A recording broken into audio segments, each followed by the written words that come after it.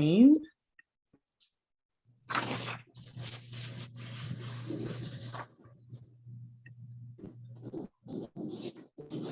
my name is Erin Collins. I'm based out of Birmingham, Alabama, and I'm the owner of Music Therapy Milestones. But today is not about music therapy at all. I started my practice in 2010 when I graduated from the University of Alabama. And in about 2015, I received a call from a case manager who was working with veterans who were recovering from traumatic brain injury. So I took on my first couple of clients working specifically with music therapy with these veterans who were post 9/11, what we call warriors. The program is funded through the Wounded Warrior Project Independence Program. And so as I was working with them with music therapy, I noticed some community support specialists, is what we call them, coming into the home. And I watched the family, one of the families that I was working with, really limp through because the caregiver that was coming in really wasn't meeting the needs that the family was expecting for them. And it was really kind of a glorified babysitter. And it was really challenging from someone with a clinical perspective watching it. And at that point, like, the family was ready to move on and try to identify a new agency in the Birmingham area, but they couldn't find anyone.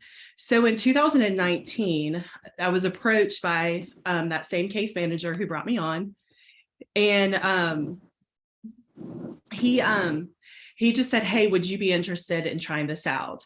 And I had other employees who were working on building their caseloads that really specialized in working with adults and had an interest in working with individuals with traumatic brain injury. So that's how this was kind of born. Now let's fast forward to, this is around late 2019, right before the COVID shutdown. So right as we get things going, beautifully for this warrior, we started adding on a couple of other warriors through the same agency. And that is kind of how our community support specialist program started. Currently, my team is 5 board certified music therapists. And then we recently just hired a dedicated CSS who has her bachelor's in communications and is planning on going back for her master's in speech therapy in a few years, or speech language pathology.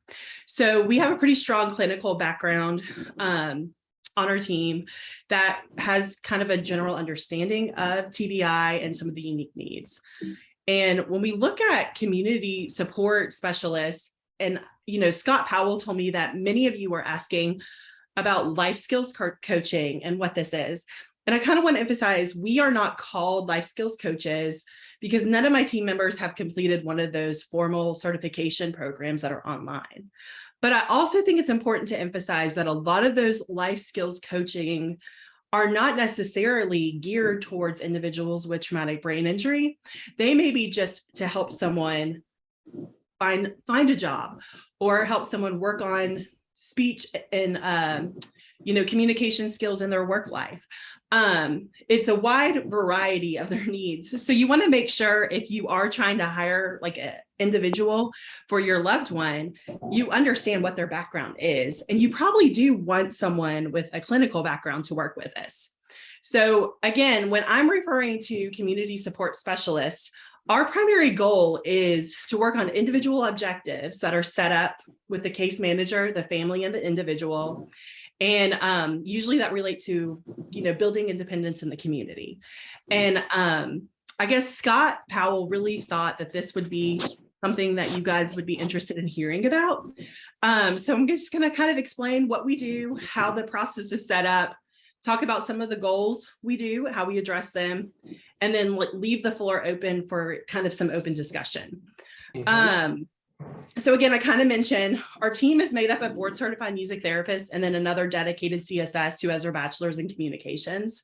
We're all first aid certified. I require my team to complete continuing education in mental health and TBI related fields. And we conduct our formal background checks, driving checks, and we maintain our general and professional liability. those are things you may want to consider asking of someone privately. I put this in there because you do want someone to have some liability protection for themselves, but also a willingness to learn and dive into this very fast evolving field of providing supports for individuals with TBI. And I think that's the challenging part about this role, is there really isn't a specialist kind of program like established in the state of Alabama that has like just dedicated supports. There's programs like the ARC of Shelby County and Jefferson County who have job skills training supports for individuals with developmental disabilities. But the unique needs of someone recovering from a TBI, I'm not convinced has been completely addressed. But those are some agencies I think you could reach out to if you were interested in job training, job coaching, and even recreational opportunities for your loved one. So just so you kind of see, we contract with an agency called Neuro Community Care, who then contracts with the Wounded Warrior Project Independence Program. So this meeting is being recorded. I do not work directly for WWP in any way. I am a subcontractor, essentially. And the case management company, Neuro Community Care, sends us the referral with a health and safety wellness plan and the goals already outlined for us. So when we agree to take it, we have a team meeting with the family. The goals are already set, and there's an allotment of approved hours that can range from 20 to 60 hours a month, which can be divvied up however the family or the individual chooses to do so, and our schedules allow. And then we are reimbursed at the contracted hourly rate, and they also reimburse our team at the federal mileage rate for every mile driven. So some of the activities that we do relate to cognition, executive functioning. We might see a lot of goals that are, how do we motivate this person to follow a new routine? Because your routine's been completely rocked. Some families we come to really struggle to get their loved one out of bed. So we intentionally schedule our sessions in the morning hours, maybe around 8:30, 9 o'clock. So that's the motivation factor to help get them up and ready for the day that's set. From there, we might do some like calendar checks, some little simple short memory games on an app. We might play card games, kind of just really intentional therapeutic activities with them. And the families that we work with find this beneficial, because I know you can do this yourself, but it's different when you have someone else doing it with your loved one, right? It's a different social experience. And we really try to pair like people that have good, similar personalities that are going to work well together. And sometimes it's a trial and error. We've had situations where one of our music therapists wasn't necessarily a good fit, but someone else was to take on that CSS role, and it's worked beautifully. Of course, we might do this. And the key component of these cognitive activities is it's not the CSS drilling. We're figuring this out together. And we're working on this together. Some name games, what we might do, some examples. We might find pictures of people in their routine that they might be struggling to remember names, and just kind of do memory matches with those names to help them recall it. And again, it's done in a gentle way to keep them motivated, keep them engaged. And it's success oriented. We create a lot of lists for groceries and errands. A lot of the families will like allow an allotment of like spending money to help practice some of the kind of concepts of money management. They might send them with like $20 worth of cash and let them budget out how much they want to spend on some of the things that they want in the house for themselves. And so those are kind of some of the cognitive tasks where we might actually work out how we're going to spend that money before we go to the store, so that there's a plan and we're doing it together.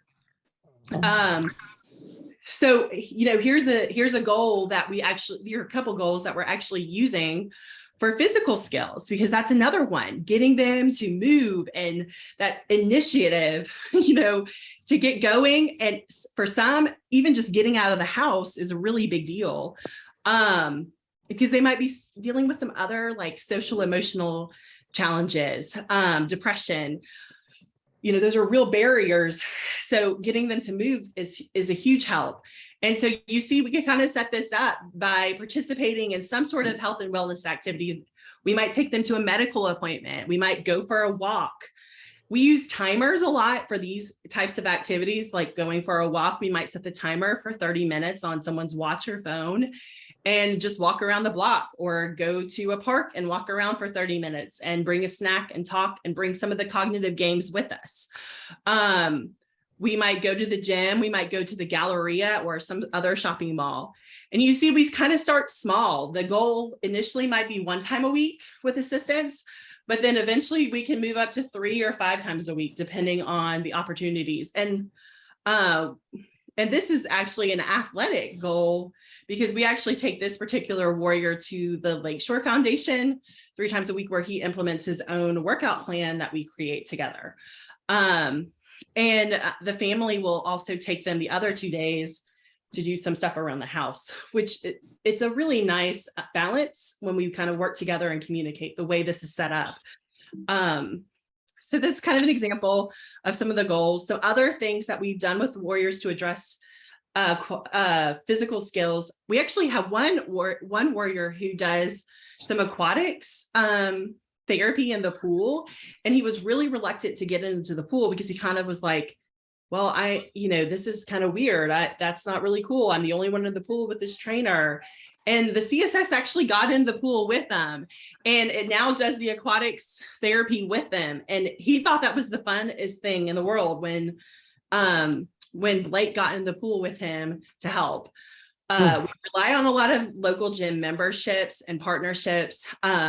I will tell you, the best relationships we've had is when the family goes in and can find like a private gym, gets to know the owner, explains what's going on, and that, we're not just 2 people trying to get a 2-for-1 membership. It's this person is there to help and motivate. There's stretching videos on YouTube. COVID provided this whole wealth and plethora of exercise videos because people were making all kinds of content and pushing it out. So you can look up at wheelchair-based workout videos. You can find all kinds of adaptive stuff online for free on rainy days that you can't get out of the house. And again, I mentioned that. Another big thing that we try to do is we try to attend PT or OT therapy appointments on occasion, so that we can learn what the activities and exercises that they're working on and help them follow through with those activities at home. And that's another big hit with families, because when you have a 30-minute routine that you're supposed to practice for PT and OT exercises, it can be very, very hard as a parent or as a spouse working through those exercises. But to have the extra help of some other friendly person doing it with them, encouraging and motivating, and then they get to go out to lunch or go out and do something together out in the community, it can be kind of motivating for them. So I mentioned the social engagement component. Here are a couple of goals that we are working on with some of our warriors. You'll see we have someone will participate in recreational and vocational or activities of daily living of his choosing. And again, when we make these goals, we try to emphasize the autonomy aspect of them choosing what they want to do. We really involve that person in creating this goal. It might be going to a movie once a month, volunteering at an animal shelter, going shopping, participating in church choir, going to support groups. And again, you see, we try to quantify it 1 time per week, 3 times per week. Whatever, wherever they are, we try to meet them where they're at. We start with 1 time per week. And then if they're going a month or 2 consecutively, just knocking it out of the park, we'll increase it to twice a week, and with their permission. We like to also add in like a writing journal component where we let them reflect on the activities during the week and identify themselves what activities they've engaged in and whether or not they've met that goal for the week.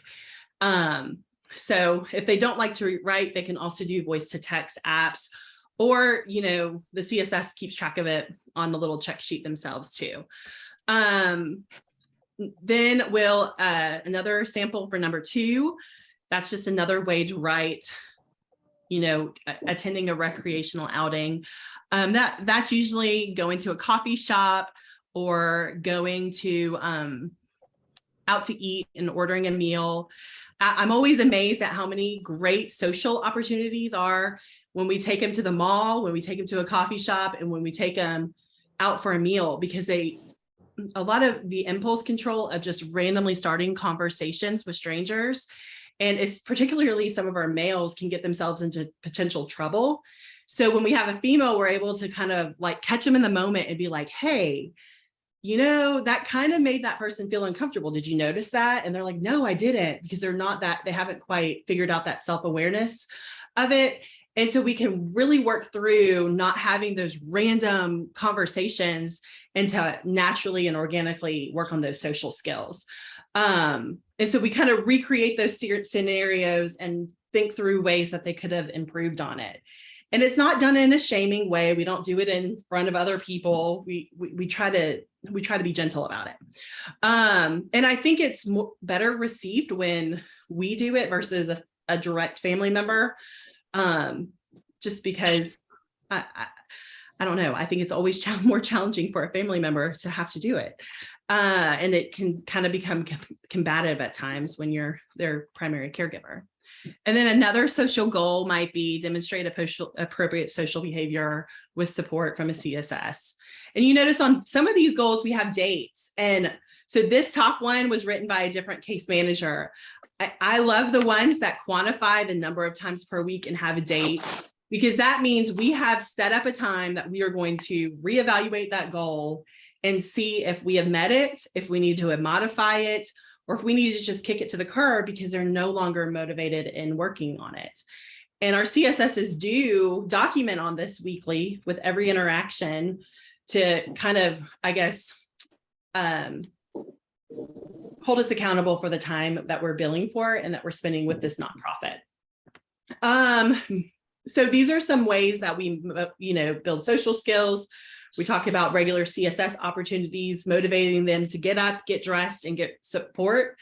It's a great way to deal with hygiene issues if they're struggling to take a shower, or not motivated to brush their teeth, brush their hair, things like that.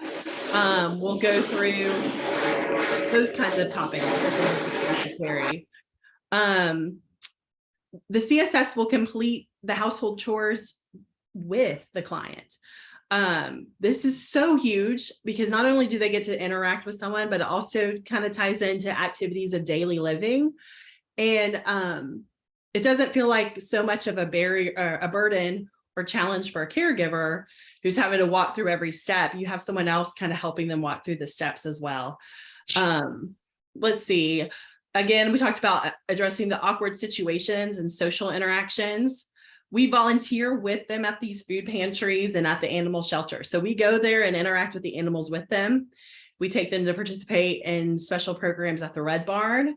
And there's also like local community theater options that have discounted showings.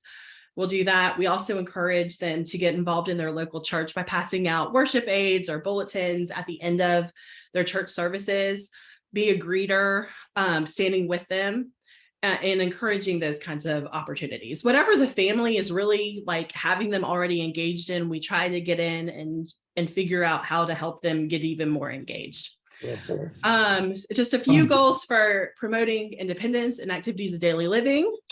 There's a specific volunteer goal, and then practicing in the kitchen. With this particular warrior, we actually, this particular warrior has the goal of having independence in a supported apartment. And so we're kind of in a phase where we're working with the case management organization and setting that up. So we're really hitting simple meals that they can prep, simple meals that like lunches they can prep for the week, simple dinners. And so the CSS is helping them compile like our list of recipes that they can go to shopping lists and things like that to really build more independence. That's been a really cool layer of this, because you really start digging deeper and you feel like you're really starting to build that independence.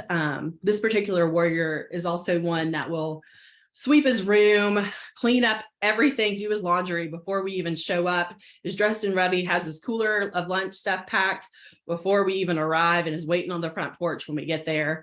Others really are, we could come in and they're struggling. They're struggling to get out of bed.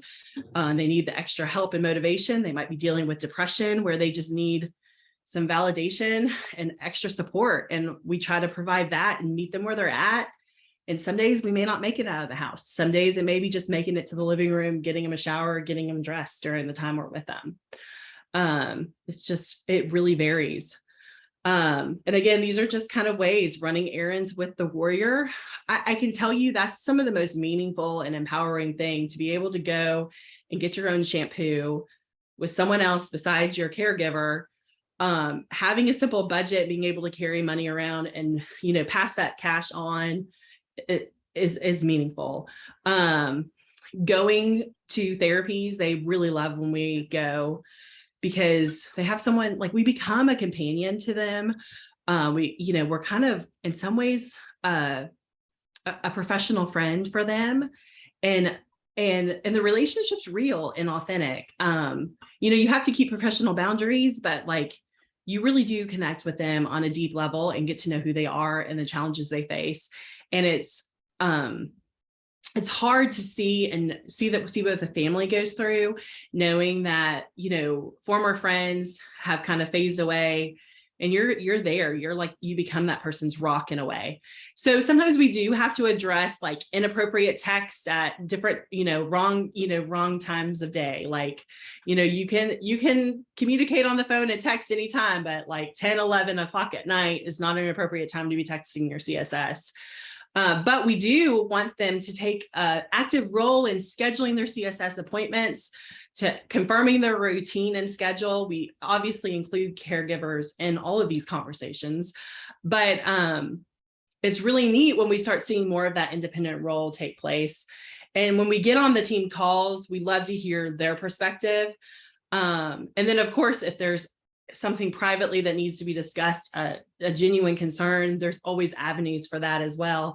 But the team calls are really an opportunity for them to say, this is going great, I don't like this goal, I want to change this. And a lot of times they don't have the verbiage to organize their thoughts clearly yet, but over time you see their confidence grow and they're able to verbalize what they are enjoying, what they want to change.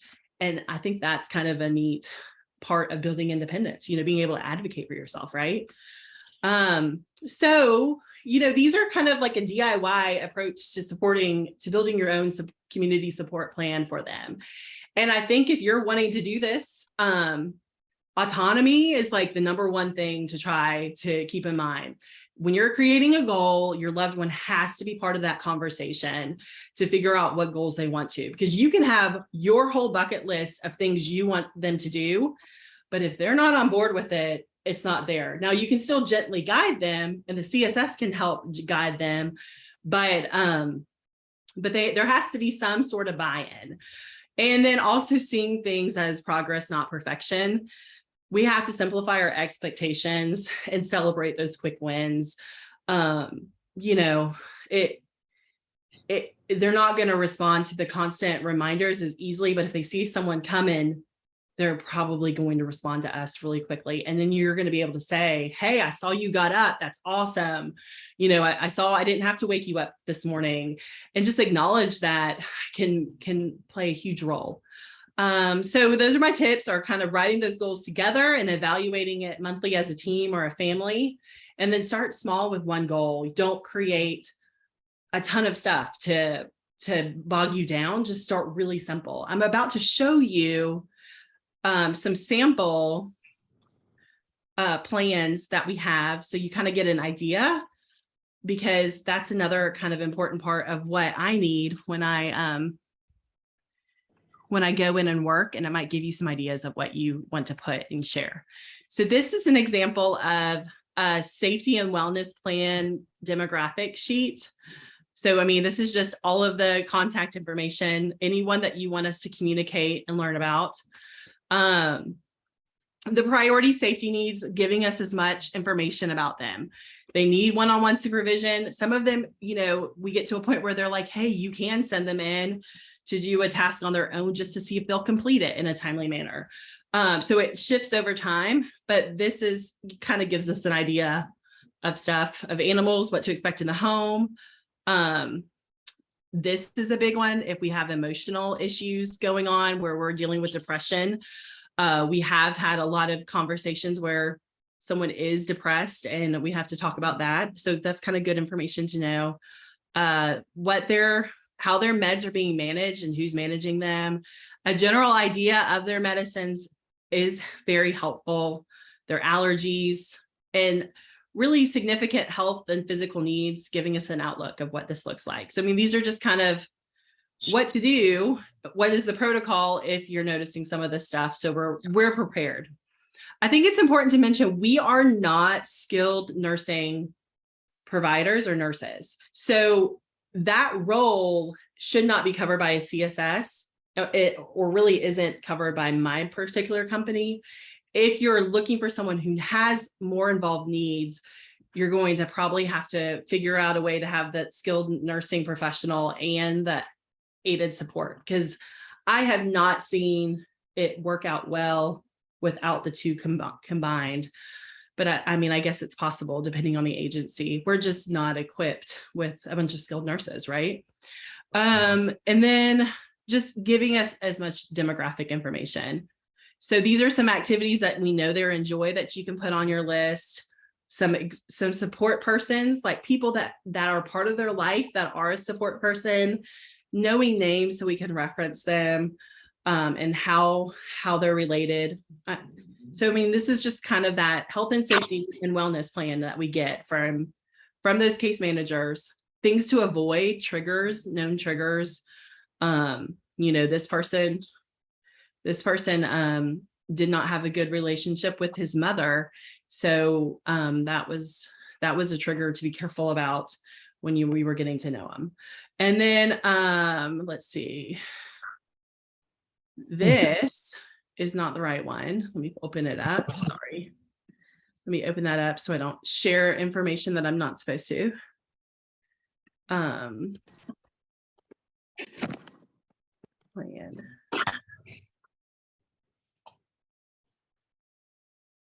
CSS sample. I wonder what I did with it. I may have lost that one. I'm sorry, y'all. I think I might have actually lost it or not saved it properly. I tried to take all the identifying information off of it. But do we have any questions? Because I can work on taking off the information to